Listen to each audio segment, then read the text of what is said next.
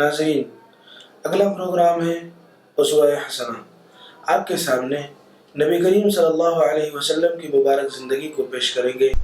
بسم اللہ الرحمن الرحیم، الحمد للہ رب العالمین، والصلاة والسلام علی سید المرسلین وعلی آلہ واصحابہ اجمعین، اما بعد۔ قال اللہ تبارک و تعالی فی کلامہ المجید، اعوذ باللہ من الشیطان الرجیم، بسم اللہ الرحمن الرحیم، وما ارسلناک الا رحمۃ للعالمین، صدق اللہ العلی العظیم۔ رب اشرح لی صدری ویسر لی امری واحلل عقدۃ من لسانی یفقہوا قولی، آمین یا رب العالمین۔ اللہم صلی علی محمد وعلی آل سیدنا محمد مبارک وسلم۔ اللہم صلی علی محمد کلما ذکرہ الذاکرون وصلی علی محمد کلما غفل عن ذکرہ الغافلون۔ محترم بزرگوں، عزیز دوستوں اور پردہ نشین خواتین، مائیں بہنیں، اللہ تبارک و تعالیٰ کا بے انتہا فضل، اس کا احسان ہے کہ اس نے ہم سب کو پاکیزہ نبی سید المرسلین خاتم الانبیاء محمد رسول اللہ صلی اللہ علیہ وسلم کی امت میں پیدا فرمایا اور ہمیں پیدا ہونے کا فخر عظیم عطا فرمایا۔ محترم حضرات، اس وقت میں جو موضوع پر خطاب کرنا ہے وہ ہے حلیۂ مبارکہ، جمال حبیب صلی اللہ علیہ وسلم۔ یاد رکھیے، ہمارے پیغمبر صلی اللہ علیہ وسلم کے حیات مبارکہ کے پہلوؤں کو دو چیزوں میں تقسیم کیا جا سکتا ہے، ایک ہے صورت نبی اور ایک ہے سیرت نبی صلی اللہ علیہ وسلم۔ تو ہم انشاءاللہ ترتیب کے ساتھ میں حلیۂ مبارکہ یعنی کہ صورت رسول صلی اللہ علیہ وسلم کو بیان کریں گے، پھر اس کے بعد میں سیرت نبوی صلی اللہ علیہ وسلم کا مختصر خاکہ یعنی کہ معمولات نبوی صلی اللہ علیہ وسلم کو بالترتیب انشاءاللہ بیان کیا جائے گا۔ ہماری کتاب شاہوی جس کا نام ہے جمال حبیب صلی اللہ علیہ وسلم، اس کتاب کے اندر آقائے دو عالم صلی اللہ علیہ وسلم کے حلیۂ مبارکہ کو تفصیل کے ساتھ میں بیان کیا گیا ہے اور حوالوں کے ساتھ میں اس میں بیان کیا گیا ہے۔ تو الحمدللہ اس کتاب کو پڑھنے سے عشق رسول میں بھی اضافہ ہوتا ہے اور حب رسول میں بھی اضافہ ہوتا ہے۔ تو اس نشریہ پروگرام کے ذریعے سے بھی یہی چاہا جا رہا ہے کہ ہمارے پیغمبر صلی اللہ علیہ وسلم کی حیات مبارکہ اور آپ کی صورت پاک کو تفصیل کے ساتھ میں احادیث کی روشنی میں مستند انداز سے بیان کیا جائے تاکہ عشق رسول میں بھی اضافہ ہو، حب رسول میں بھی اضافہ ہو۔ محترم حضرات، حدیث کی مشہور 6 کتابیں ہیں جس کو صحاح ستہ کہا جاتا ہے۔ اس میں سے ایک کتاب ہے ترمذی، جامع ترمذی۔ جامع ترمذی کے آخر میں امام ترمذی رحمۃ اللہ علیہ نے شمائل ترمذی کے عنوان سے ایک کتابچہ لکھا ہے۔ شمائل ترمذی جو جامع ترمذی کے آخر میں ہے، اور تمام دینی مدارس میں جہاں پر درس نظامی کا انتظام ہوتا ہے وہاں پر اس کتاب کو باضابطہ پڑھایا جاتا ہے۔ اس شمائل ترمذی کے اندر ہمارے پیغمبر صلی اللہ علیہ وسلم کے حلیۂ مبارکہ کو جامع انداز سے بیان کیا گیا ہے۔ آپ کے حلیۂ مبارک کو بھی بیان کیا گیا ہے، یعنی کہ آپ کے جسم مبارک کی تفصیل، آپ کے صورت پاک، جمال پاک، اور آپ کے ناک مبارک اور آپ کے بال مبارک، زلف مبارک، اور آپ کے جسم اطہر کی ظاہری کیفیت کو، ظاہری خوبصورتی کو، جمال کو اس کتاب کے اندر بیان کیا گیا ہے، اور ساتھ ہی ساتھ آپ کے معمولات کو بیان کیا گیا ہے کہ آپ صلی اللہ علیہ وسلم پانی کیسے پیتے تھے، کھانا کیسے کھاتے تھے، اور چلتے کیسے تھے، بات کیسے فرماتے تھے۔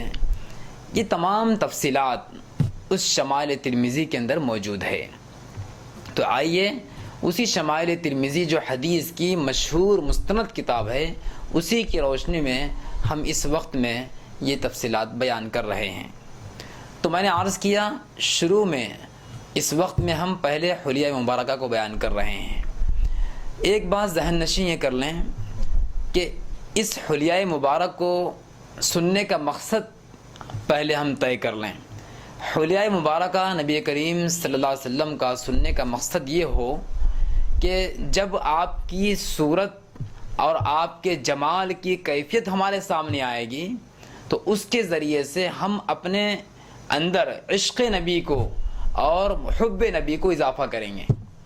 جب ہماری کتاب جمال حبیب صلی اللہ علیہ وسلم کا رسم اجرا انجام پایا جا رہا تھا تو اس وقت میں کتاب کا رسم اجرا کرنے والے بزرگ عالم دین حضرت مولانا محمد حمید الدین حسامی عاقل صاحب رحمۃ اللہ علیہ نے کتاب کا رسم اجرا کرتے ہوئے یہ ارشاد فرمائے تھے کہ اس کتاب کو یعنی کہ جمال حبیب صلی اللہ علیہ وسلم کو جس حدیث کی روشنی میں اور مستند انداز سے بیان کیا ہے اس کے پڑھنے کے اندر اس کے پڑھنے والوں کے اندر عشق رسول میں اضافہ ہوگا، اور اگر حب رسول سے سرشار ہو کر کوئی اگر اس کتاب کو پڑھیں گے تو انشاءاللہ اس کی برکت سے اور اس کے ذریعے سے رسول اللہ صلی اللہ علیہ وسلم کی زیارت خواب میں نصیب ہوگی انشاءاللہ۔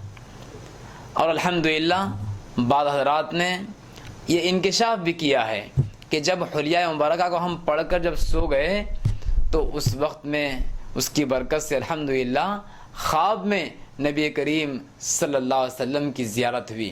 اور یہ حقیقت ہے، حدیث میں ہے، اسی شمائل ترمذی کی سب سے آخری حدیثوں کے اندر یہ بیان کیا گیا ہے کہ آقا دو عالم صلی اللہ علیہ وسلم نے ارشاد فرمایا جو مجھے خواب میں دیکھتا ہے وہ حقیقت میں مجھے دیکھتا ہے، چونکہ شیطان میری تمثیل میں نہیں آ سکتا، یہ فرمایا۔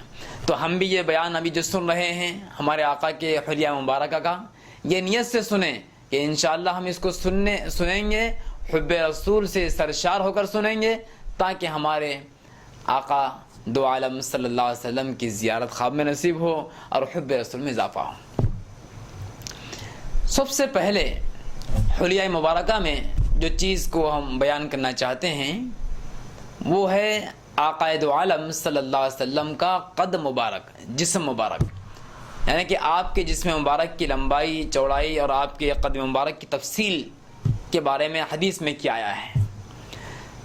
صحابہ کرام بیان فرماتے ہیں، شمائل ترمذی کے اندر روایت موجود ہے، صحابہ کہتے ہیں کہ حضور اکرم صلی اللہ علیہ وسلم درمیانہ قد کے تھے، نہ بہت لمبے تھے نہ بالکل پسقط تھے، اتنے لمبے نہیں تھے کہ دیکھنے میں بہت لمبے معلوم ہو جائیں اور اتنے پسقط بھی نہیں تھے کہ دیکھنے میں ناٹے معلوم ہوں، بلکہ آپ صلی اللہ علیہ وسلم اعتدال کے ساتھ آپ کا میانہ روی کے ساتھ میں آپ کا قد مبارک تھا۔ لیکن میانہ روی ہونے کے باوجود روایت میں آتا ہے، صحابہ بھی کہتے ہیں کہ میانہ روی ہونے کے باوجود یعنی کہ قد آپ کا بہت طویل نہیں ہونے کے باوجود جب آپ مجمع میں ہوتے تھے، کئی لوگوں میں ہوتے تھے، مجلس میں جب بیٹھے ہوئے ہوتے تھے تو سب سے اونچے آپ معلوم ہوتے تھے، یہ آپ کا معجزہ ہے۔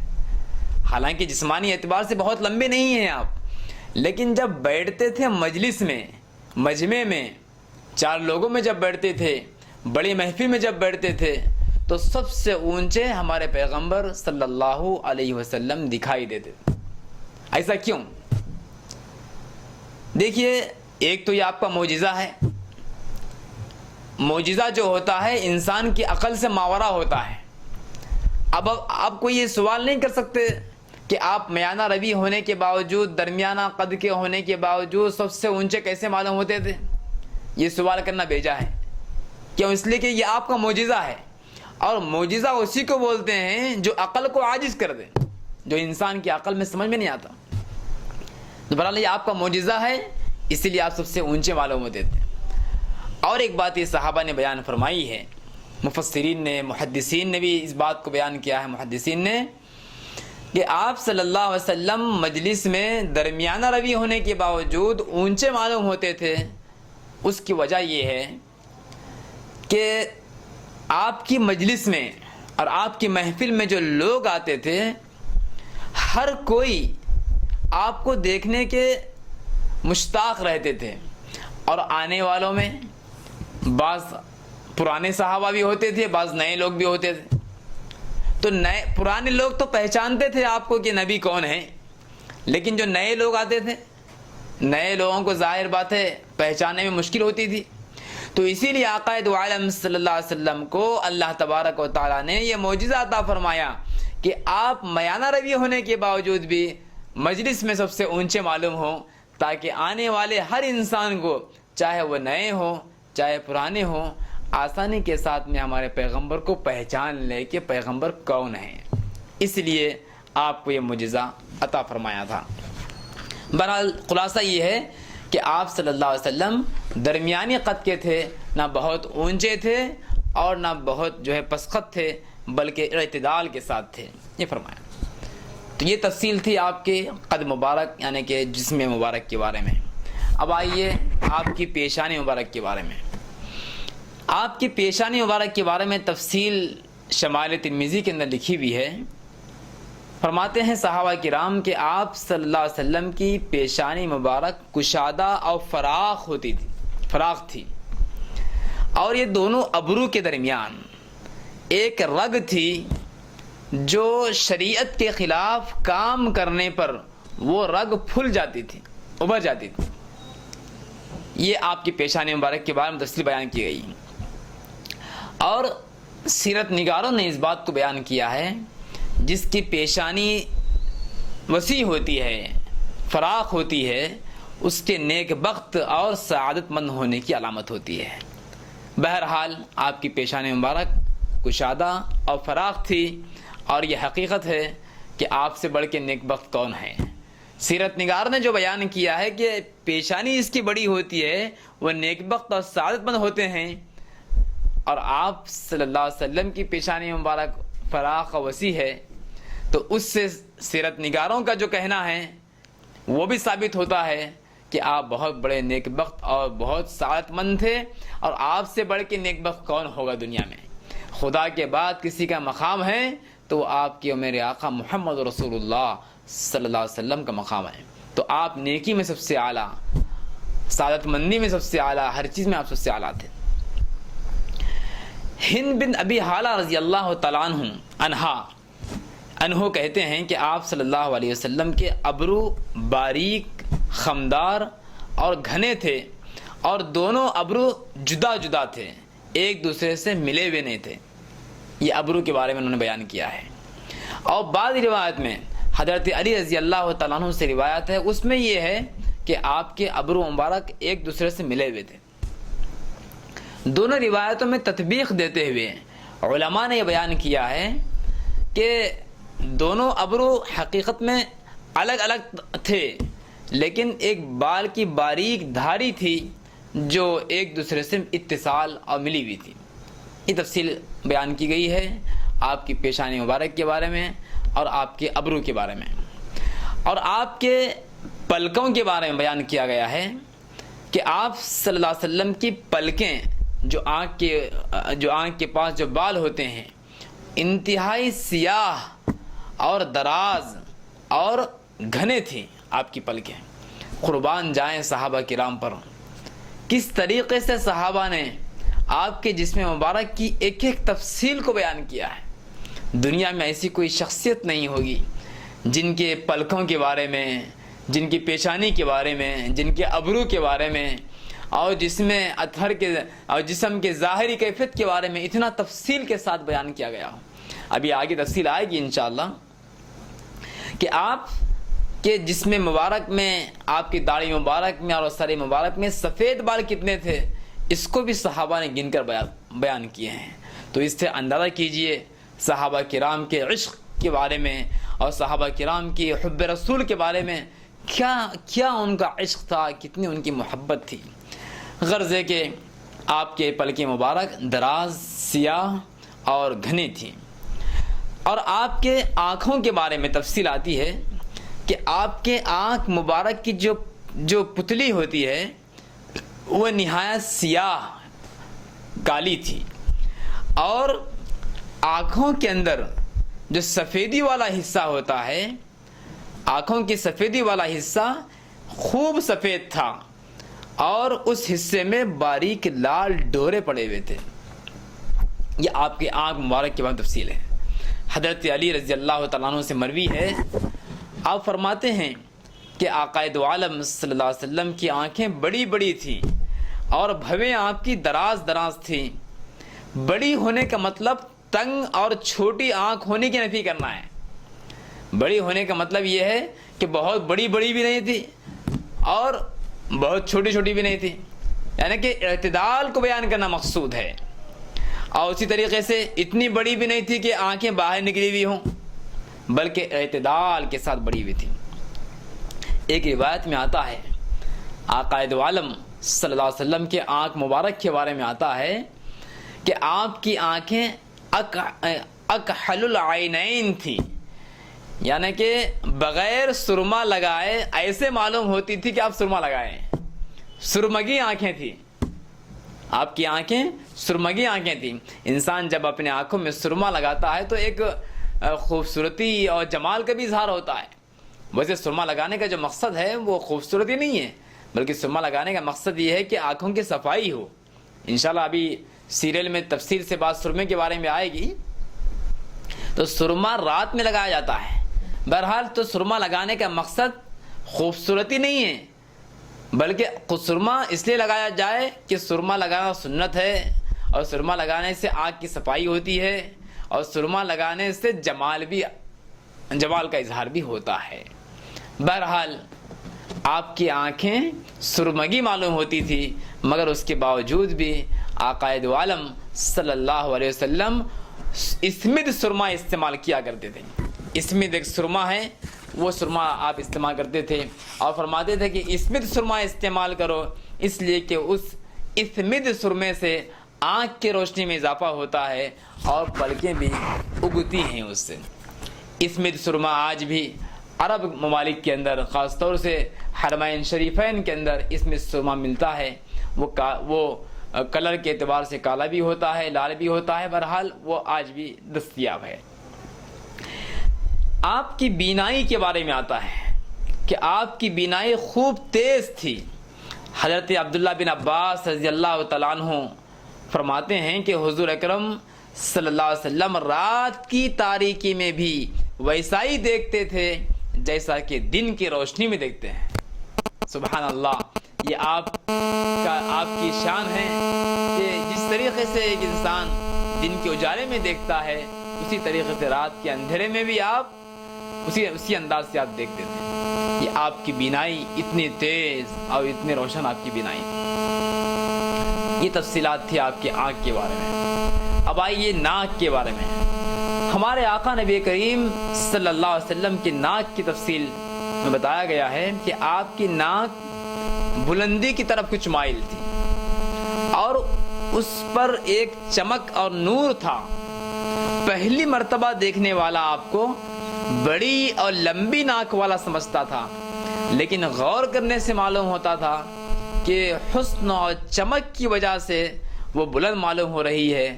فی نفس ہی ناک بلند نہیں ہے، بلکہ اعتدال کے ساتھ لمبی ہے، لیکن زیادہ اونچی اس لیے معلوم ہوتی ہے کہ آپ کے ناک مبارک حسن اور چمک کے اندر بہت زیادہ بہت زیادہ چمک اور حسن تھا آپ کے ناک مبارک پر، اس لیے حسن اور چمک کی وجہ سے اونچی معلوم ہوتی ہے۔ دہن مبارک کے بارے میں، دہن کے معنی آتے ہیں، دہن فارسی زبان کا لفظ ہے، دہن کے معنی منہ کے آتے ہیں۔ نبی کریم صلی اللہ علیہ وسلم کا دہن مبارک کیسا تھا؟ شمائل ترمذی کے اندر تفصیل موجود ہے کہ آپ کا دہن مبارک فراخ اور کشادہ تھا۔ اہل عرب مردوں کے لیے کشادہ دہنی کو قابل تعریف سمجھتے تھے، یعنی کہ عربستان کے لوگ، عرب کے رہنے والے لوگ، آدمیوں کے لیے، مردوں کے لیے ان کے منہ کا چوڑا ہونا، کشادہ ہونا یہ قابل تعریف سمجھتے تھے، اور تنگ دہن ہونا یعنی کہ چھوٹے منہ کا ہونا یہ ان کے نزدیک قابل مذمت تھا۔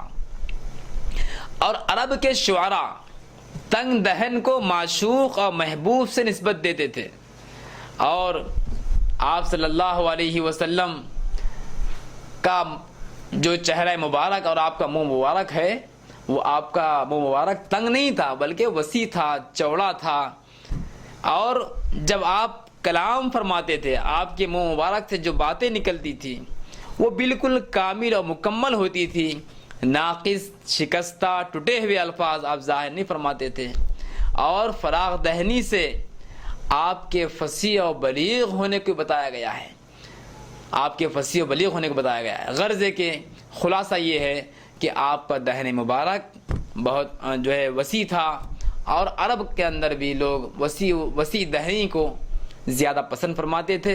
اللہ تبارک و تعالیٰ نے بھی آپ کو وسیع دہن والا بنایا تھا۔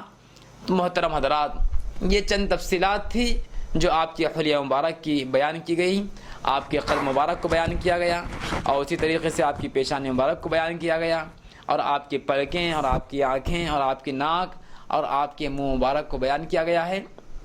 اب انشاءاللہ تفصیل کے ساتھ میں پھر آئندہ مجلس میں آپ کے دندان مبارک ہے اور آپ کے لعاب مبارک ہے وغیرہ وغیرہ تفصیل کو انشاءاللہ بیان کیا جائے گا۔ سیریز کے ساتھ میں اس تفصیل کو بیان کیا جا رہا ہے، اس لیے کہ جمال حبیب اور حلیہ مبارکہ یہ تفصیل طلب ہے، تفصیل کے ساتھ میں جب بیان کیا جائے گا تو بات کھل کر آئے گی۔ تو آج کی یہ پہلی نشست ختم ہوتی ہے۔ اللہ تعالیٰ سے دعا کرتا ہوں کہ ہم تمام کے دلوں میں عشق نبی اور حب رسول میں اضافہ فرمائیں، آمین یا رب العالمین، وما علینا الا البلاغ۔ یا وجیہ الدین والکرم وحلیف العلم والحکم۔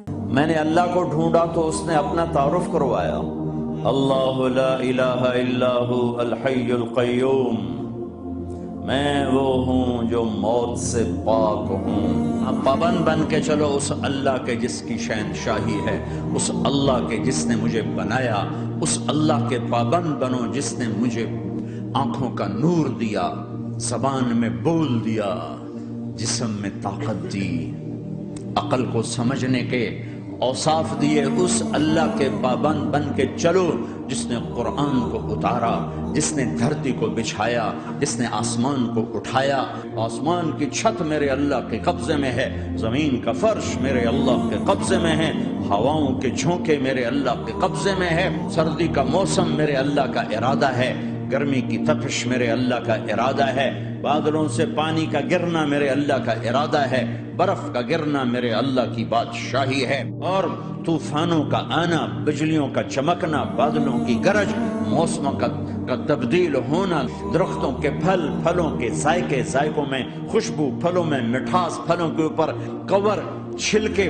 ایک انار ہی میرے رب کی قدرت کا شاہکار ہے، دانا دانا ذرا جوڑ کے دکھاؤ، پھر اس کو پردوں میں لپیٹ کے دکھاؤ، پھر اس کی پیکنگ کر کے دکھاؤ، پھر اس میں رنگ بھر کے دکھاؤ، پھر اس میں ذائقے بھر کے دکھاؤ، گائے کے تھن سے نکلتا دودھ دیکھو، ہرن کے نافے میں مشک اور سانپ کے منہ میں زہر اور مکھی کے منہ میں شہد، آدم کی ساری نسل کا مالک، 2 پاؤں پہ چلنے والوں پر بادشاہ، 4 پاؤں پہ چلنے والوں کا مالک، پانی کی مخلوق، ہوا کی مخلوق، زمین کی مخلوق، رینگنے والے، اڑنے والے، تیرنے والے، جھپٹنے والے، دھاڑنے والے، پھاڑنے والے، ڈسنے والے، سب پر میرے اللہ کی شہنشاہی ہے۔ للہ ملک السماوات والارض وما فیہن، لہ ما فی السماوات وما فی الارض وما بینہما وما تحت الثری وان تجہر بالقول فانہ یعلم السر واخفی۔ وہ کون ہے؟ اللہ۔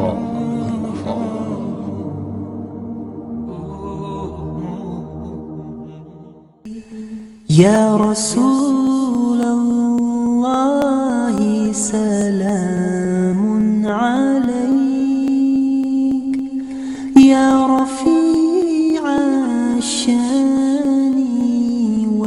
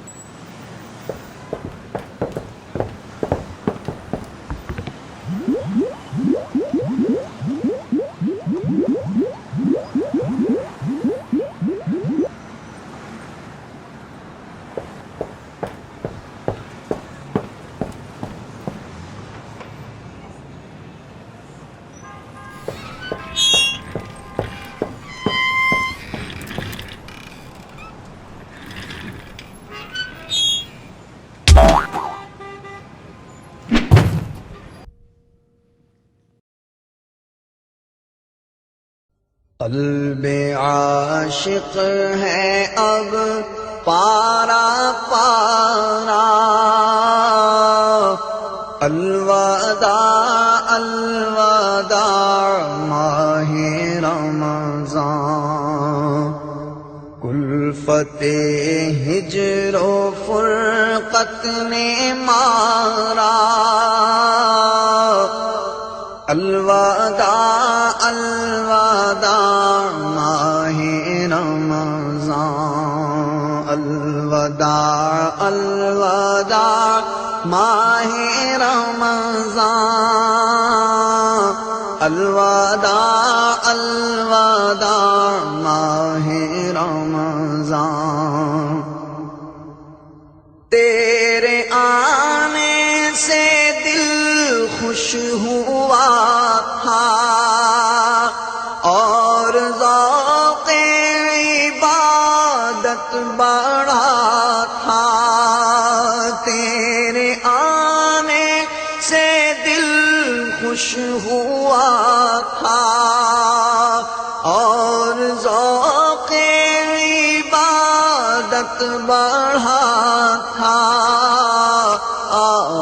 اب دل پہ ہے غم کا غلبہ، الوداع الوداع ماہ رمضان،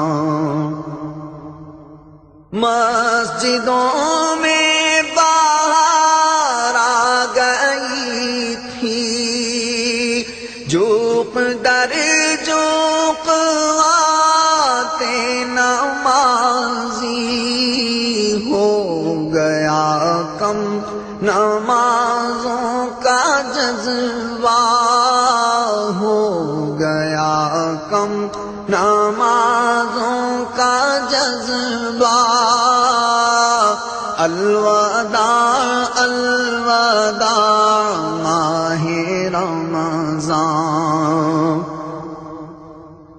بعض میں افطار سجتی تھی کیسی، خوب سحری کی رونق بھی ہوتی، بعض میں افطار سجتی تھی کیسی، خوب سحری کی رونق بھی ہوتی، سب سما ہو گیا سونا سونا، سب سما ہو گیا سونا سونا، الوداع الوداع ماہ رمضان، تیرے دیوانے اب رو رہے ہیں، مضطرب سب کے سب ہو رہے ہیں، ہائے اب وقت رخصت ہے آیا، الوداع الوداع